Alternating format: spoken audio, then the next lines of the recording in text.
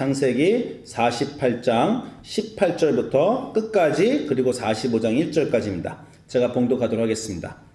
유다가 그에게 가까이 가서 이르되 내 주여 원하건대 당신의 종에게 내 주의 귀에 한 말씀을 아뢰게 하소서. 주의 종에게 노하지 마소서. 주는 바로와 같으심이니이다. 이전에 내 주께서 종들에게 물으시되 너희는 아버지가 있느냐 아우가 있느냐 하시기에 우리가 내 주께 아뢰되 우리에게 아버지가 있으니 노인이요 또 그가 노년에 얻은 아들 청년이 있으니 그의 형은 죽고 그의 어머니가 남긴 것은 그뿐이므로 그의 아버지가 그를 사랑하나이다 하였더니 주께서 또 내 종에게 이르시되 그를 내게로 데리고 내려와서 내가 그를 보게 하라 하시기로 우리가 내 주께 말씀드리기를 그 아이는 그의 아버지를 떠나지 못할지니 떠나면 그의 아버지가 죽겠나이다.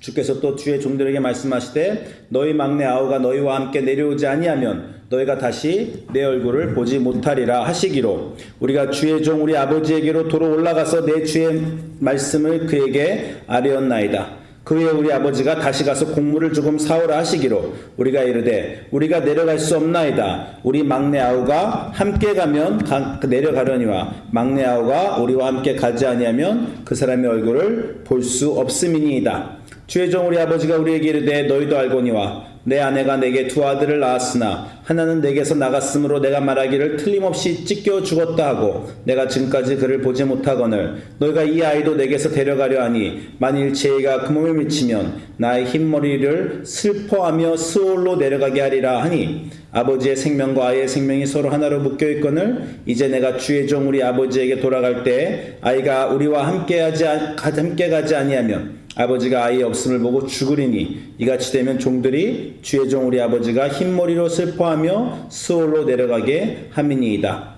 주의 종이 내 아버지에게 아이를 담보하기를 내가 이를 아버지께로 데리고 돌아오지 아니하면 영영이 아버지께 죄짐을 지리이다 하였사오니 이제 주의 종으로 그 아이를 대신하여 머물러 있어 내 주의 종이 되게 하시고 그 아이는 그의 형제들과 함께 올려 보내소서. 그 아이가 나와 함께 가지 아니하면 내가 어찌 내 아버지에게로 돌아갈 수 있으리까? 두렵건대 죄가 내 아버지에게 미침을 보리이다.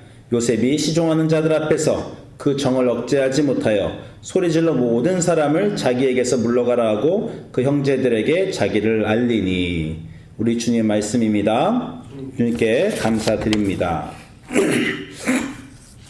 자, 오늘은 유다의 화해라는 제목으로 여러분과 말씀을 드릴까 합니다. 아시겠지만 저희 교회 1년 성경 통독을 하면서 그 통독을 주중에 읽은 내용을 가지고 제가 말씀을 전하려고 해요. 지금 1월 셋째 주니까 창세기가 벌써 끝났습니다. 창세기가 끝나고 이번 주에는 출애굽기를 들어갔는데 출애굽기는 막 들어갔지만 제가 오늘 말씀은 창세기의 맨 마지막에 있는 구절을 가지고 말씀을 나눌까 합니다. 자, 이 구절이 오늘 주제 구절이에요. 창세기 44장 33절. 제가 성경에서 제일 중요한 구절이다 라고 말씀드리기도 어렵고 제가 제일 좋아하는 구절이다 라고 말씀드리기도 어렵지만 이 말씀은 드릴 수 있어요. 저를 가장 많이 울게 한 구절입니다.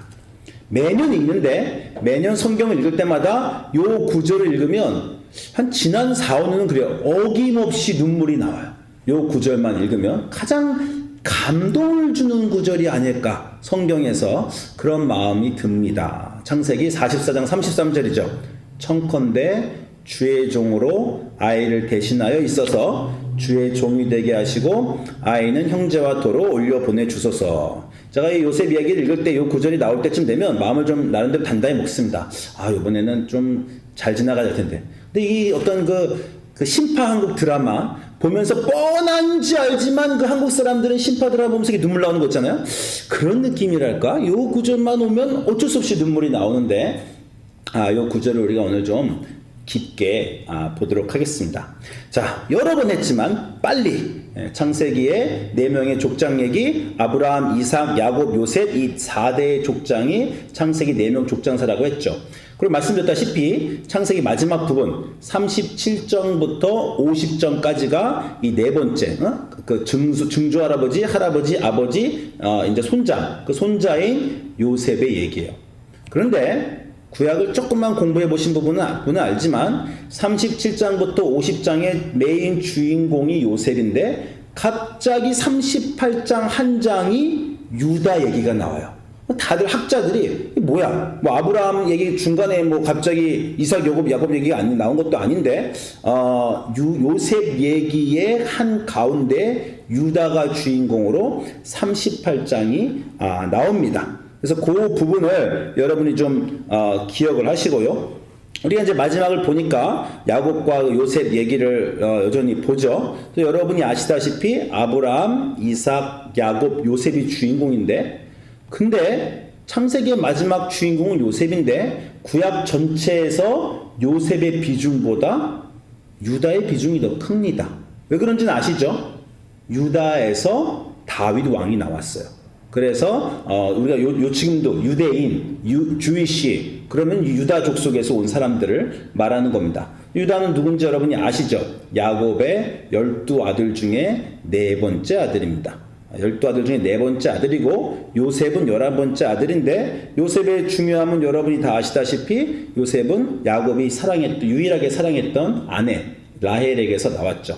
그래서 여러분이 37장 요셉 스토리를 딱 시작을 보면 그렇게 시작해요. 요셉이 17살 청년인데 철이 없어서 형제들 앞에서 자기 꿈꿈도 막 얘기하고, 그리고 아버지가 자기가 사랑했던 여인 라헬의 아들이라 요셉을 편애하죠. 이거 여러분 다 아는 얘기 아닙니까? 요셉을 편애하는 바람에 이제 형들이 요셉을 미워해서 요셉을 죽이려고 하고, 그리고 노예로 팔아먹었다. 그게 요셉 이야기인 37장부터 57장의 개론입니다. 시작이 어디까지냐면 요셉을 아버지가 편애하고 형들이 미워해서 요셉을 팔아먹었다. 그리고 이집트로 요셉이 팔려갔다. 그리고 거기서 이게 멈춰요. 37장에. 그리고 나면 갑자기 난데없이 38장 한 장 전체에 유다 얘기가 나옵니다. 유다 얘기 여러분 아시죠? 아주 유명한 얘기인데, 이제 형제인 요셉을 팔아먹고 아버지가 막 통곡을 하는 걸 보고 가정이 깨졌어요. 형들이 드디어 what have we done? 우리가 무슨 짓을 했던가? 동생 좀 미웠다고 팔아먹을 게 아니었는데 아버지가 저렇게 슬퍼하는구나. 그리고 이제 가족 내에 불씨가 심겨지고 형제들 간에 불화하고 미워하고 유다가 화가 나서 이 집을 나가버립니다. 집을 나가서 독립을 했어요. 유다가 독립을 해가지고, 유다 얘기가 38장이에요. 유다가 결혼을 했어요. 결혼해갖고 아들을 3명 낳습니다. 그래서 엘과 오난과 셀라라는 아들을 낳고, 엘의 자기 며느리로, 엘의 아내로 자기 며느리로 다말을 찾아서 주었어요. 근데 엘이 죽어버렸습니다. 그러니까 엘이 죽어버리니까 옛날 풍습에 형이 자식이 없이 죽으면 동생이 형수랑 결혼해서, 그래서 첫 번째 난 아들은 형의 이름을 잇게 돼 있어요. 두 번째 난 아들부터 자기 애들이 되는 거고. 한국에도 비슷한 게 좀 있었던 것 같아요. 약간 비슷한 게. 그래서 어쨌건 엘이 죽으니까 다말에게 둘째 아들인 오난이 결혼합니다. 근데 오난도 죽어버려요. 자, 그럼 어떻게 돼야 되냐? 그러면 유다는 셋째 아들인 셀라도 다말에게 줘야 됩니다. 왜냐하면 엘도 아들이 없이 죽었고 오난도 아들이 없이 죽었으니까 셀이 들어가서 형수인 다말과 결혼해서 아들 둘을 첫 번째 낳으면 하나는 형 엘의 자손으로, 하나는 오난의 자손으로 해줘야 돼요. 근데 유다가 안 주죠. 왜? 아들을 둘이나 잃었잖아요. 아들을 둘이나 잃었는데 셋마저 잃을까봐 전전긍긍하면서 셀라가 컸는데도 다말한테 안 줍니다. 그래서 아주 이상한 얘기가 나와요. 유다가 어느 지방을 갔는데 다말이 자기가 셀라가 컸는데도 안 주는 걸 보고 얼굴을 가리고 유다가 가는 길거리에 있다가 유다가 창녀인 줄 알아요. 얼굴을 가렸으니까 자기 며느리인 줄 모르고 유다가 다말과 관계를 갖습니다. 나중에 다말이 아기를 뵈니까 유다가 마침 셋째도 주기 싫었는데 잘 됐다 그러고 죽이려고 했는데 이제 다말이 내가 누구를 통해서 아기를 뵀는지 그 증표를 보여주니까 유다가 그게 자기가 셀라를 줘야 되는데 안 줘서 이 모든 사단이 났다는 걸 알고, 또 유명한 구절이 나와요. 유명한 구절이 38장 26절에 그녀가 나보다 더 의로웠다. 이런 유명한, 이건 나중에 공부해보시면 알지만 유명한 구절입니다. 그래서 이 다말이 며느리가 시아버지인 유다를 통해서 애를 낳습니다. 그 애가 베레스예요. 왜 유명하냐면 이 베레스의 자손이 바로 보아스, 룻의 남편이고 그 보아스의 자손이 다윗이기 때문이에요. 그래서 다윗 가계, 가장 위대한 다윗 왕의 족보, 조상을 설명하기 위해서 이 38장이 난데없이 요셉 얘기인 37장부터 50장 사이에 38장이 들어가 있는 게 아닌가 하는 게 이제 학자들의 얘기고, 그러나 우리는 더 중요한 것을 여기서 찾을 수 있죠. 왜 여기에서 유다의 얘기가 들어가 있는가? 유다 얘기가 잠깐 이렇게 나왔어요. 유다 가족사예요. 요셉하고 전혀 상관없는 겁니다. 그리고 나서 이제 38장이 끝나고 39장 가면 요셉 얘기로 돌아옵니다. 37장 끝에서 요셉 얘기가 어떻게 끝났다고요? 요셉이 이집트로 팔려가는 것까지 끝났죠.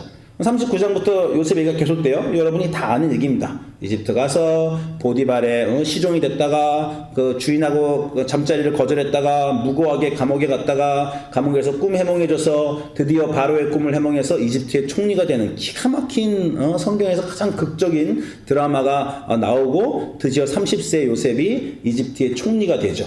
근데 이제 어떤 일이 벌어져요? 총리가 돼가지고 그 7년 가뭄을 잘 극복하는데 문제는 야곱 가문이죠. 야곱 집도 이제 그 흉년이 드니까 야곱이 아들을 나머지 요셉은 11번째 아들이고 베냐민 12번째인데 나머지 10명의 형들을 이집트로 보냅니다. 그죠? 근데 이제 형들은 요셉을 못 알아보고 국무총리가 된 요셉을 못 알아보고 요셉은 형들을 알아보고 요셉을 숨기고 형들에게 이제 좀 농간을 부리죠. 그래서 형들을 도둑으로 몰아가지고 너희가 스파이로 몰아가지고 스파이가 아닌 걸 증명하려면 막내 아들 12번째 아들 베냐민을 데리고 와라. 왜? 베냐민만 이제 자기 친엄마의 아들이니까, 자기 형제니까 보고 싶으니까 이제 장난을 좀 쳐가지고 형들한테 베냐민을 데리고 오라고 하고 그 형제 중에 하나인 시므온을 볼모로 잡습니다.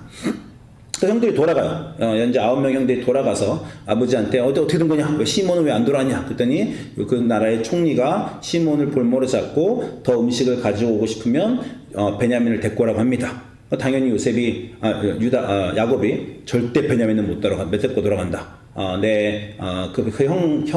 요셉도 죽었고 내가 사랑하는 라헬 아내에서 나온 자식이 이제 베냐민밖에 없는데 또 데리고 갔다가 죽으면 어떡하냐? 그래서 안 보내죠. 근데 이제 음식이 다 떨어지잖아요. 음식이 다 떨어지니까 할 수 없이 형들이 이제 야곱의 허락하에 베냐민을 데리고 돌아갑니다. 근데 이번에도 요셉이 또 좀 농간을 부려서 베냐민을 도둑으로 몰아요. 베냐민을 도둑으로 몰아서 베냐민을 자기가 데리고 있으려고 합니다. 사랑하는 친동생이니까. 자, 거기까지가 오늘 읽은 44장의 장면이에요.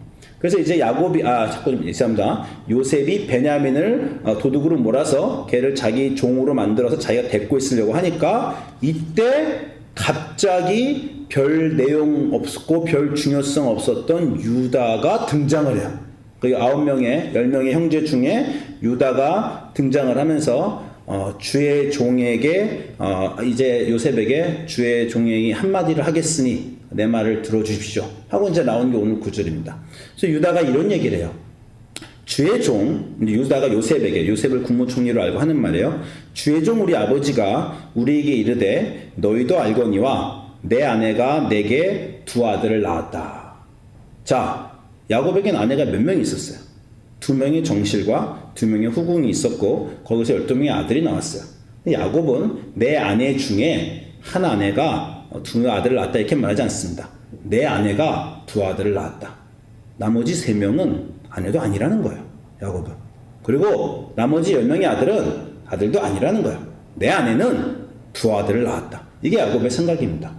뻔히 이렇게 이런 마음가짐 때문에 그 2 아들 요셉하고 베냐민만 편애한 거고, 그렇기 때문에 10명의 형들이 시기가 나서 그 사단이 가족에게 난 거죠.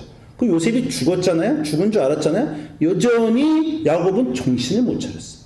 자기가 요셉이 그렇게 죽고 형들이 그랬으면, 형들이 물론 그런지 몰랐지만 요셉이 죽었으면 이제 가족들을 돌아보고 온 형제들을 자기 온 아들들을 공평하게 살아줘야 되는데 여전히 오히려 요셉이 죽었으니까 베냐민만 여전히 싸고 돕니다.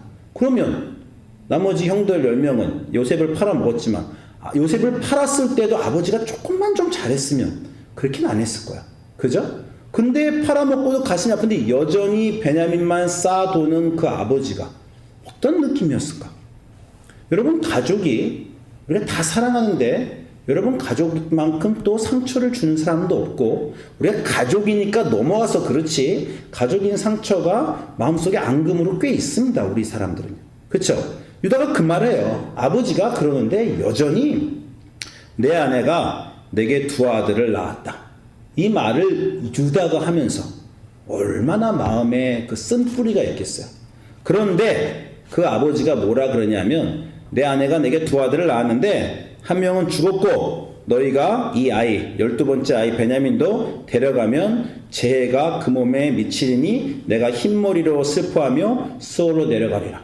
아버지는 여전히 얄밉고 아버지는 여전히 철이 없는데 이 아버지에게는 슬픔이 있어요. 어떤 슬픔이 있냐? 아들을 하나 잃었어요. 그리고 두 번째 아들을 잃을 위기에 있어요. 그 나머지 10명의 아들 중에 다 이 10명의 아들이 아버지를 미워하지만 이 10명의 아들 중에 이 아버지의 슬픔을 이해하는 건 누구밖에 없어요. 유다밖에 없죠. 왜? 그래서 유다에게 38장에 있잖아. 아들을 잃어봤잖아. 아버지로서 아들을 잃는다는 건 우리가 그냥 쉽게 얘기를 해서 그렇지 얼마나 큰 겁니까? 2명이나 3명의 아들밖에 없었는데 2명을 잃어봤어요. 그래서 세 번째 아들인 유다가 셀라를 안 잃어버리려고 다말한테 줘야 되는데 일부러 안 주고 질질 끌면서 전전긍긍했죠. 아들을 잃었고 아들을 잃어버리지 않으려고 전전긍긍했던 유다의 인생에 너무나 얄밉고 정말 원수 같은 그 아버지의 아픔이 보이는 겁니다. 저 아버지도 내 아버지도 아들을 잃었구나. 그래서 아버지가 이런 이야기, 아버지에 대해서 유다가 이제 이런 얘기예요. 내가 그 아버지를 좋아한다는 게 아니야. 그러나 그 아버지의 생명과 그의 아이의 생명이 서로 묶여 있습니다. 유다가 어떻게 알죠? 자기의 생명과 자기 아들들의 생명이 묶여 있어 봤잖아. 그리고 2명을 잃었잖아요. 그 셀라를 잃을까봐 이제 셀라마저 잃으면 나도 죽는다. 그 마음을 유다가 알았죠. 그래서 아버지의 마음을 이해합니다. 아버지의 생명과 아이의 생명이 묶여 있다. 아이가 우리와 함께 가지 않으면 아버지가 죽을 것이다. 셀라마저 죽는다면 나도 죽을 것이다. 그 마음을 알았던 유다가 이제 아버지에 대해서 요셉한테 얘기하는 겁니다. 그래서 이 33절 제가 말하지만 늘 눈물이 나오게 하는 이 구절입니다.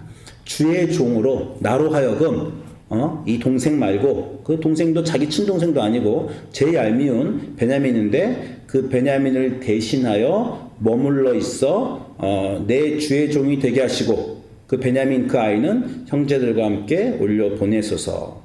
일단 희생이죠. 내가 대신 종이 되겠습니다. 그러니 이 동생을 돌려보내 주십시오. 이 도둑으로 몰린 동생을 돌려보내 주십시오. 근데 여기가 간단한 희생이 아닙니다. 여기는 정말 그 인간사, 우리가 겪어온 그 가족사의 미묘한 게 다 포함되어 있죠. 아버지가 조금만 더 나에게 잘했으면, 우리한테 잘했으면 일이 거기까지는 안 갔을 텐데 하는 그 마음. 우리도 그런 마음 있죠. 어떤 가족에게 그 사람이 나한테 좀 잘해주지, 클 때. 부모에게도 쓴 뿌리가 있고, 그리고 이 얄미운 동생, 내 어머니의 동생이 아니고 아버지에게 사랑을 받는 큰 아들은 벌써 제껴버렸지만 둘째 아들인 베냐민, 인생의 회한, 그리고 쓴뿌리, 증오, 후회, 그러나 아버지에 대한 이 애증, 이 모든 게, 그리고 내가 겪어온 내 인생의 슬픔이 다 여기 지금 녹아있는 겁니다. 이 한 구절에 내가 이 아이를 대신해서 종이 되겠습니다라는 그 말을 하는 이 유다의 마음이 가슴이 오잖아요. 우리가 겪은 그 인생의 그 미묘한 인간관계의 그 아픔과 후회와 서러움과 불편과 회환과 아쉬움의 그 감정이 여기 다 모여있고 녹아있는 겁니다. 그래서 유다가 베냐민을 위해서 대신 자기가 노예가 된다는 이 말이 우리의 마음을 그렇게 울리는 거고, 이 말이 요셉도 다 알죠. 요셉도 이제는 30세에 유다가 지금 저 말할 때 형이 편하게 하는 말이 아니라는 거. 형이 그런 사람이 아니었는데 형에게 어떤 일이 있어서 형이 내 동생인, 자기 동생 아닌 내 동생인 베냐민을 위해 자기를 버릴까 라는 이 마음이 요셉에게도 와서 요셉에게 들어가서 방성대곡하고 드디어 화해하는, 성경의 가장 아름다운 화해의 장면이 거기에 있죠. 아름다운, 성경에서 가장 아름다운 인간관계의 깊은 미묘한 그런 화해의 장면이 아닐까 싶습니다. 그 희생, 그 사랑이 굉장히 중요하고 아름답고요. 그리고 또 그것보다 더 중요한 것이 여기에는 있죠. 잠깐 좀 다른 얘기 좀 하겠습니다. 우리 교회 선교 얘기를 할 텐데 아시겠지만 지금 중앙아시아로 제가 선교 간다고 광고를 했어요. 근데 매년 지금 7년째 가는 선교인데 올해는 3월 달에 아무도 안 간다 그럽니다. 아무도 안 간다 그런 이유가 이제 제가 좀 실수한 게 제가 11월 달에 베트남 선교를 간다고 광고를 해버렸어요. 그래서 3월 달에 중앙아시아 선교를 계획하고 있던 사람들도 베트남 올해 처음 가니까 11월 달 1년에 2번 갈 수는 없는 거 아닙니까? 그래서 중앙아시아 갈 만한 사람들이 다 목사님 그럼 저는 이번에 베트남 가겠습니다. 근데 제가 또 그 교인들한테 베트남 가지 마시고 중앙아시아 꼭 가십시오. 갈 생각이 없습니다. 뭐 이럴 수도 없잖아요. 그래서 저는 중앙아시아 선교를 포기하게 됐어요. 아무도 안 가니까. 저만 가니까. 그래서 제가 이제 기도하면서 하나님 이걸 가야 됩니까? 말아야 됩니까? 근데 하나님이 계속 가라는 마음을 주세요. 그래서 제가 아무도 안 가는데 제가 뭐 혼자 갑니까? 목사가. 막 그러고 있는데 갑자기 난데없이 어떤 사람이 연회에 우리 연합감리교 연회가 이제 350개 교회가 이 북가주에 있는데 연회에 광고를 해보라는 거예요. 근데 지금 이 선교라는 건요 한 6개월 4개월 전에 적어도 광고를 하고 준비해야 되는데 딱 2개월 전에 지금 이제 3월 초인데 1월 초니까 2개월 전에 광고한다고 이 일이 될까 싶었지만 그래도 뭐 한번 하락해서 제가 연회에다가 광고를 했습니다. 연회에 광고를 했는데 놀랍게도 지금 5-6명이 반응을 해가지고 지금 5-6명이 가기로 티켓을 벌써 샀어요. 그래서 우리 교인들은 안 가는데 우리 연회에 있는 이제 교인들 뭐 저기 샌프란시스코에 있는 교인, 사크라멘토에 있는 교인, 뭐 이쪽에 있는 교인 제가 끌고 가게 됐습니다. 이게 사실 기적인 게요. 왜 그러냐면 우리 연회는요 아시겠지만 캘리포니아 이 서부의 아주 진보적인 연회예요. 우리 연회의 교회들이 이제 백인 교회도 있고 뭐 여섯 에트닉 마이너리티 교회도 있지만 선교를 많이 안 가고요. 선교를 가더라도 어떤 선교를 가냐면 멕시코 가서 집 짓고 돌아오는 거. 그러니까 가난 구제에 대한 선교는 가지만요. 우리 연회는 복음 전파에 대한 선교가 제로입니다. 제로. 어떤 교회도 복음을 전하러 선교 가는 건 이제 전통적인 선교잖아요. 그 선교는 놀랍게도 아무도 안 가요. 자, 연회에 가서 연회 리더들과 다른 교회 리더들과 얘기를 합니다. 그래서 우리 교회는 중앙아시아나 이렇게 쿠바에 복음 전하러 간다. 그럼 어떤 반응을 받냐면 너 왜 잘 살고 있는 남의 나라 애들한테 가서 남의 나라 애들한테 자기네 믿는 것 말고 너 믿는 거를 강요하라 그러냐. 와, 놀랍죠? 그게 우리 연회 리더들의 마음가짐이야. 너무 근본적인 기독교와 너무 다르죠. 근데 우리 연회가 그렇게 된 이유는 뭐 여러분이 미국 진보 사회를 다 아시겠지만 과거의 반성이에요. 19세기에 기독교가 제국주의 선교를 할 때 다른 나라 문화를 다 깨트리고 다른 나라 없이 여기고 또 여러 사람들을 죽였잖아요. 예수 믿어 아니면 죽어. 이건 기독교가 한 실수가 맞습니다. 그렇죠. 그리고 심지어 1970년대 80년대 이후에 기독교가 막 부흥할 때는 영적으로 또 강요했죠. 예수를 믿든지 지옥을 가라. 응? 예수천당 불신지요. 우리가 그런 걸 했잖아요. 그거에 대한 반성이 이 진보 진영이 있습니다. 그래서 우리는 다른 사람 존중하겠다. 다른 문화 존중하겠다. 우린 가서 전도 안 한다. 가서 할 말도 없어요. 그래서 우리 연회는 복음 전파에 대한 선교가 제로인 연회입니다. 놀랍게도 그래요. 그 연회에다가 내가 복음 전파에 대한 선교를 광고를 했는데 6명이 지금 그것도 아주 급하게 2달 남겨놓고 6명이 가면 앞으로 뭐 12명도 갈 수 있고 내년도 되면 더 많이 갈 수도 있고 이렇게 되면요 또 연회의 예산을 제가 쓸 수 있어요.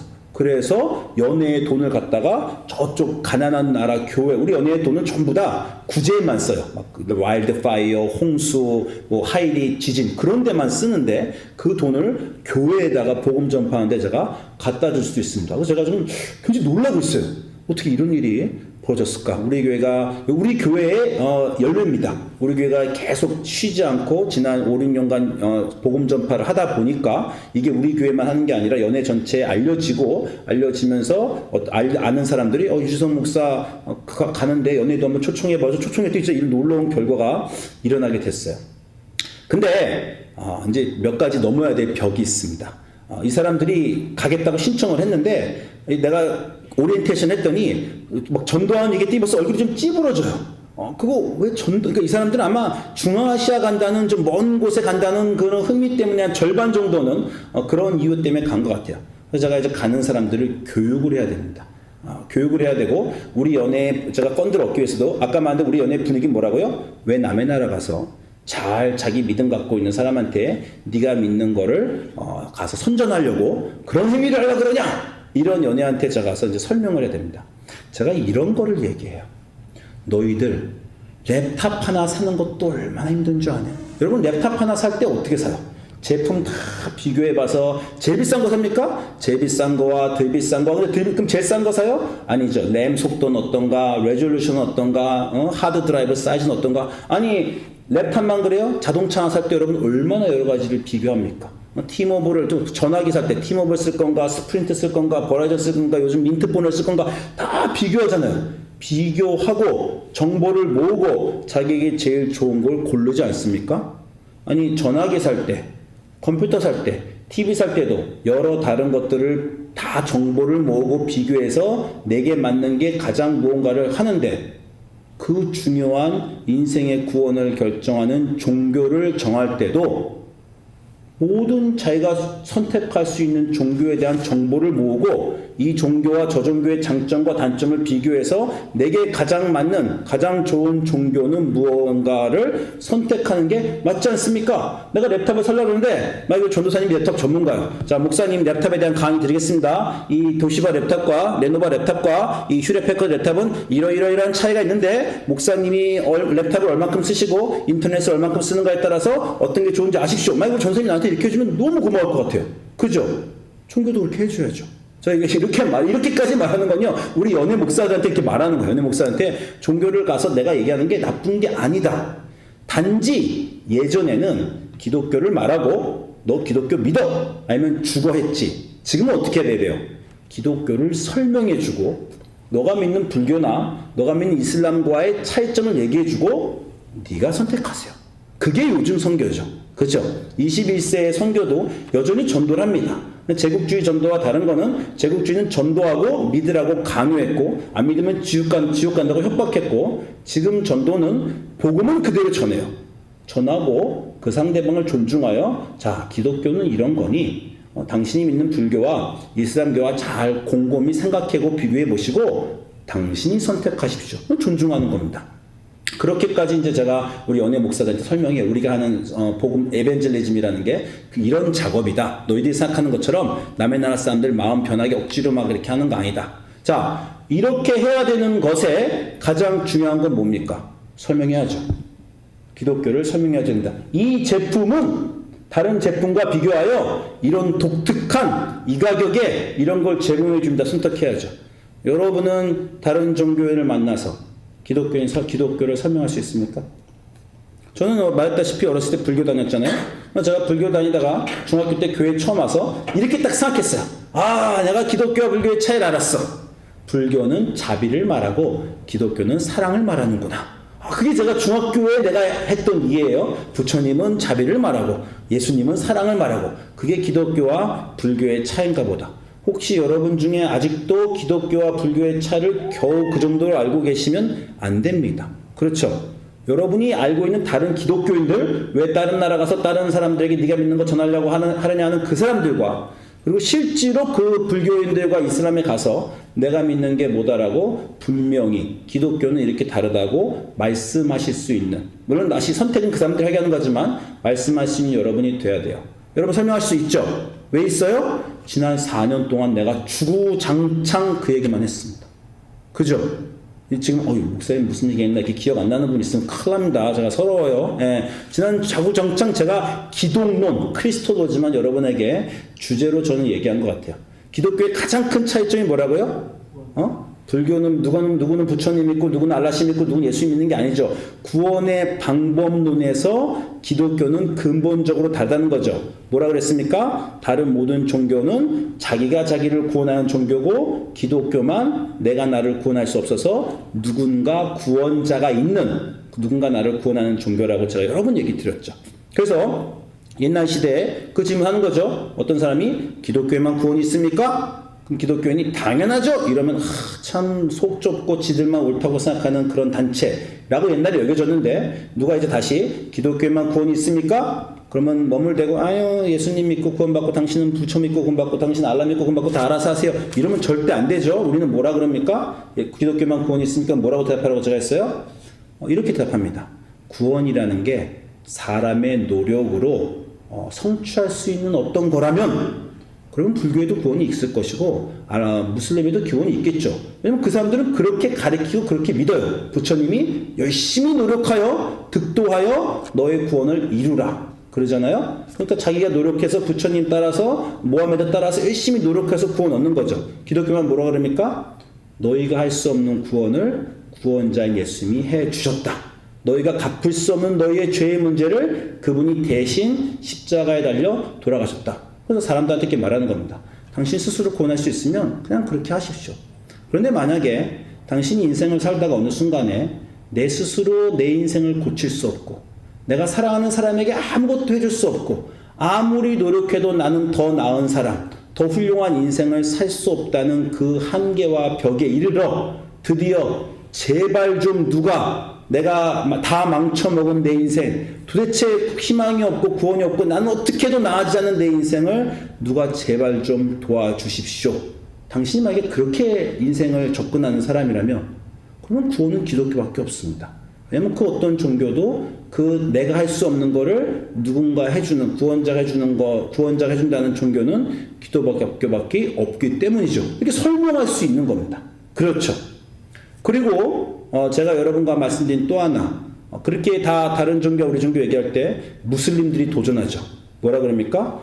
당신도 아브라함의 하나님을 믿고 나도 아브라함의 무슬림도 아브라함을 믿고 우리 기독교도 아브라함의 하나님을 믿는다고 하는데 왜 기독교인 자꾸 무슬림한테 전도하려고 그럽니까? 우리 똑같이 하나님 믿는데 둘 다 아브라함의 하나님 믿는 거 아닙니까? 자 어떻게 대답하면 됩니까? 당신의 하나님의 이름이 예수님입니까? 그럼 무슬림은 큰일 나죠. 손살을 치면서 그건 불경이지 불경. 하나님의 이름이 알라신이 인간이라니 절대 안 된다고 하죠. 그럼 저는 당신의 하나님은 예수님이 아닙니까? 내 하나님은 예수님입니다. 그러니까 우리가 똑같은 아브라함의 하나님 믿고 하고 있다 할지라도 당신의 하나님과 내 하나님은 다릅니다. 내 하나님의 이름은 예수님이기 때문입니다. 그리고 그게 뜻하는 바가 뭡니까? 너무 중요하죠. 우리 하나님은 창조주고 세상을 다 다스리시고 우리에게 복을 주는 그런 분이라 우리가 믿는 게 아닙니다. 알라신도 세상을 만들었고요. 알라신도 우리에게 복을 줘요. 그럼 왜 알라신이 아니라 우리 하나님을 믿는 분명한 이유는 뭡니까? 내가 그렇게나 잘못하고 내가 그렇게나 인생을 말아먹었는데 내가 하나님께 그렇게 잘못했는데 그 나를 위해 자기 생명, 자기 아들을 주다니 왜 그랬을까? 알라신 우리 하나님의 이름은 예수님인데 알라신의 이름이 예수님이 아닌 가장 큰 차이는 뭐예요? 알라신은 우리 왜 죽은 적이 없어요. 우리 하나님은 우리를 위해 죽었잖아요. 우리에게 아들을 줬잖아요. 그 복음이 너무 큰데 그거에 대한 성경의 요약이 로마서 5장 6장이죠. 아주 로마서 5장 8절인데 가장 유명한 구절 중 하나입니다. 우리가 아직 우리가 건강할 때가 아니라 우리가 아직 연약할 때, 뭔 말이에요? 우리가 아직 못 났을 때 기약대로 누구를 위해 죽었어요? 경건하지 않은 자를 위하여 그리스도가 죽으셨도다. 의인을 위하여 죽은 자가 쉽지 않고 선인을 위하여 용감히 죽은 자가 있거니와 아주 가장 중요한 구절입니다. 기독교에 우리가 아직 죄인 되었을 때 그리스도께서 우리를 위하여 죽으심으로 하나님께서 우리에 대한 자기의 사랑을 확증하셨느니라. 우리는 하나님의 원수였어요. 여러분이 기독교인으로 이 순간에 가지 못했으면 아직도 하나님의 사랑을 모르는 겁니다. 내가 하나님 원수였구나. 내가 그분의 가슴에 비수를 꽂았구나. 내가 정말 똥치를 했구나. 내 인생 내가 정말 모든 그 상처 준 것들 아니 그렇게 하나님에게 나와 내 조상들이 잘못했는데 근데 왜 하나님은 그 아들을 나 같은 죄인을 위해서 죽게 했을까? 이거를 제대로 이해한 사람들의 눈에서 눈물이 나오죠. 아니 정말 미친 거 아니야 이 하나님은? 왜 나 같은 죄인을 위해서 죽었을까? 그 순간이 제게 왔을 때 정말 심장을 움켜쥐는 것 같은 느낌이 들었어요. 무릎 사이에 머리를 묻고 나 같은 죄인을 위해서 하나님이 왜 죽었지라는 그 순간에 정말 펑펑 눈물을 흘리면서 그 하나님 앞에서 회개하고 자복하고 죄송합니다 그러고 고맙습니다 그러고 다시 살겠다 그러고 정말 그 감동이 저 같은 경우는 정말 6개월 동안 매일 저를 울게 했다고 제가 여러 번 하지 않습니까? 그 감동이 유다의 감동이죠. 유다의 아버지 야곱은 유다의 원수였어요. 그잖아요? 아버지가 조금만 잘했으면 우리 가족이, 내가 그리까지 안 했고 우리 가족이 그렇게까지 안 했어. 근데 단지 내 아버지라는 그 이유 때문에, 그 미운, 그 원수 같은 아버지가 내 가족이라는 것 때문에 정말 이를 갈면서 그 미운 동생을 위해 내가 대신 노예가 되겠다라고 말하는 그 인간의 마음. 거기가 우리가 눈물을 흘리는 이유는 그냥 희생이 아니고 그 마음을 알기에 우리가 눈물을 흘리는 거고, 그리고 이 오늘 구절이 기독교인이 말하는 기독교의 복음이 그거죠. 우리가 그렇게 못됐는데 단지 우리를 만드셨다는 우리의 아버지란 이유만으로 그분이 자기 아들 예수를 우리를 위해 정말 그 십자가에 그렇게 지독하게 나를 위해 줬단 말인가? 그 기독교의 복음의 정수, 모든 교회 십자가가 있는 그 이유, 기독교가 예수 그리스도를 구원자라고 말하는 그 이유, 그 복음을 여러분이 알고 그 복음의 감동이 여러분에게 있어야 다른 종교에 가서 내가 믿는 기독교의 이유, 내가 이 종교에 내 목숨을 바치는 이유, 내가 이 사랑에 감동되어 지금 지구 반대편에 와서 말하지 않으면 안 되는 그 나의 인생과 그분의 사랑, 그게 있어야 그걸 할 수 있죠. 여러분은 그 감동이 있는 기독교에, 정말 기독교로 지금 몇십 년 살았는데 그 기독교의 복음의 정수를 아시는, 그냥 지식으로 아는 게 아니라 내 마음에 그 감동의 울림이 있는, 그 쉽지 않은 그 미움과 다툼과 후회와 애증과 그 모든 서러움이 다 복합돼 내 인생을 쏟아놓게 만들고 그 안에 앞에 자복하게 하는 그 유다가 겪은 그 순간이 여러분에게도 있고, 그에 대한 확신이 있고, 그에 대한 언어와 대변이 있고, 그래서 그 어디에 가든지 기독교는 무엇이며 내가 믿는 건 무엇이며 내 하나님은 누구신지 그렇게 선포하실 수 있고 자랑하실 수 있고, 그 믿음으로 용기를 갖고 인생을 살게 되실 수 있는 여러분 되시기를 주님의 이름으로 소망합니다. 기도하겠습니다.